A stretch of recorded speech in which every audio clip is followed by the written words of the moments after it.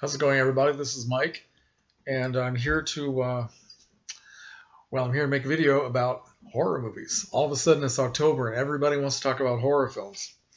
So I thought I would jump in, do a little bit of it myself.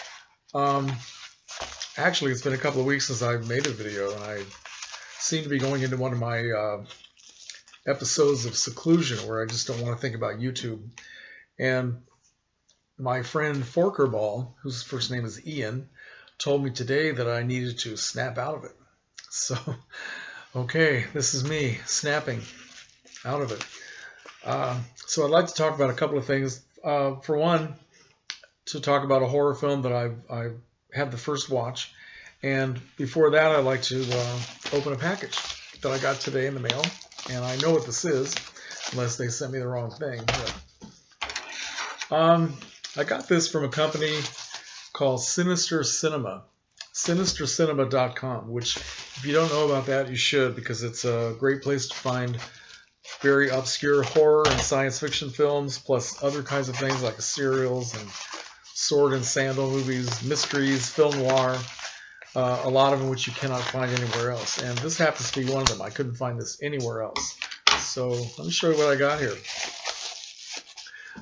A little background before I show you what it is. A couple of weeks ago, I was watching a show that a lot of you may know about. It's The Dungeon of Dr. Drek. Okay? The Dungeon of Dr. Drek.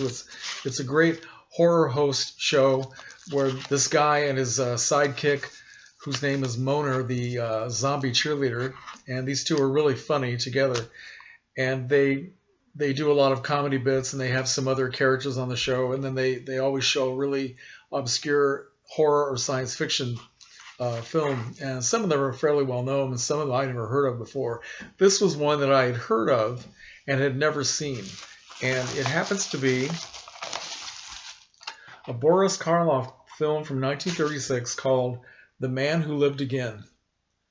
Okay, now that's the American title. This is actually an English film, and the original title is The Man Who Changed His Mind, and that was what I saw on the TV presentation. Which actually is a better title considering what it's about. I absolutely fell in love with this. Now, Boris Karloff, I mean, he made a lot of films where he played mad doctors and mad scientists and all this. This has got to be the best one I've ever seen. He is fantastic in this. He plays a guy named Dr. Lawrence, who is a physician of great repute who has fallen into disrepute because of some of his ideas about being able to transfer the thought processes of one person's brain into the brain of an animal or even to another person.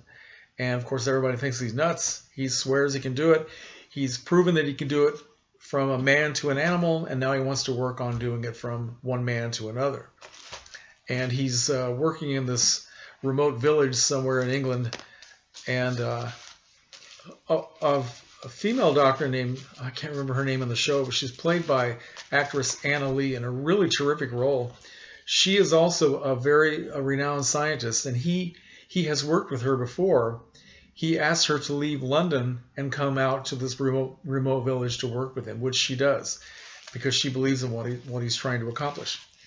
So anyway, the plot thickens, and he transfers to London with her, and he's given a lot of money to do his experiments, and then everything kind of crashes. It gets really crazy, and I don't want to give any more away because it is so well done. It's only about 65 minutes long, and it's one of the, so they don't waste any time, it's one of these very fast-paced, fast-moving, fast dialogue films where everything just there are no wasted seconds. Everything is exciting from start to finish. I fell in love with this movie. Dr. Drek shows twice a week in my area on the cable station. It shows on Wednesday night at midnight, and then they repeat the same film on Saturday night at midnight. So I watched it again, absolutely fell in love with it. Did a little Facebook review about it, trying to alert people to watching it. But so I'm doing that again. I'm trying to tell people that if you have any interest in the old Karloff mad scientist monster movies of the 1930s. Of course, he doesn't play a monster in this one. Maybe a monster in his head. But if you like that kind of movie, I swear this is one of the best I've ever seen. I totally fell in love with this movie. So I am recommending this to you. Boris Karloff, Anna Lee, John Loder in this terrific English film, The Man Who Lived Again. You might also find it online as The Man Who Changed His Mind. Okay? Great role for Anna Lee.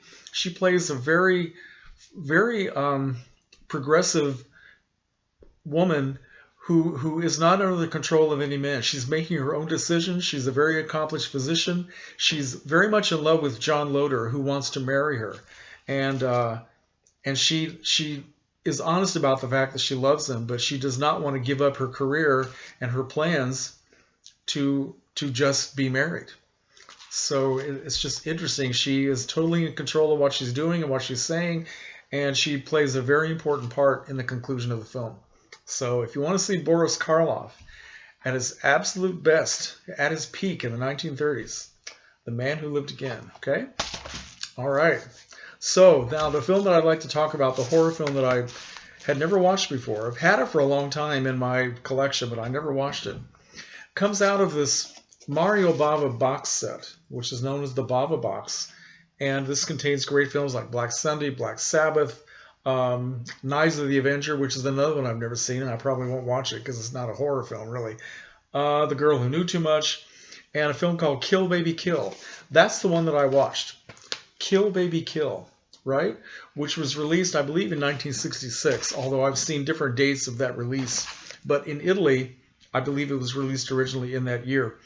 Under the title, let me see if I can pronounce this in Italian, Operazione Para, which means Operation Horror. Okay, forgive my bad Italian, and my Latin is even worse. So, Kill Baby Kill. I guess they gave it this title in America. Of course, they always have to come up with some exploitation title for the American release.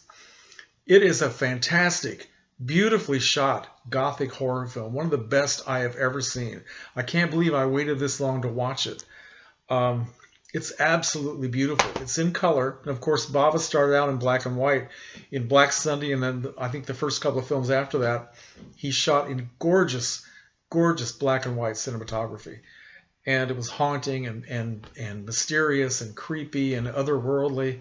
Bava can do the same thing with color that he did with black and white. It's so bright and beautiful, but at the same time, it's dark and shadowy and ominous, and it is just absolutely fantastic. Let me see if I can come up with a couple of more adjectives to describe it. I can't recommend this highly enough. If you, and I'm speaking specifically now, the James DVD Collector 1974. James, if you've never seen this film, because I know you like this kind of gothic, slow burn horror film, you would really, really like this. And Ian, I think you would like this as well, if you don't know very much about Mario Bava. So, no big stars in the film, nobody I recognize. They're all Italian players, but they're very good actors. And it has a plot about ghostly revenge. There's a ghost of a little girl, 7-year-old girl, in this remote Italian village who died mysteriously, and she comes back for revenge because the people who were in the village at the time didn't do anything to help her. So that's what it's all about. People are mysteriously being driven.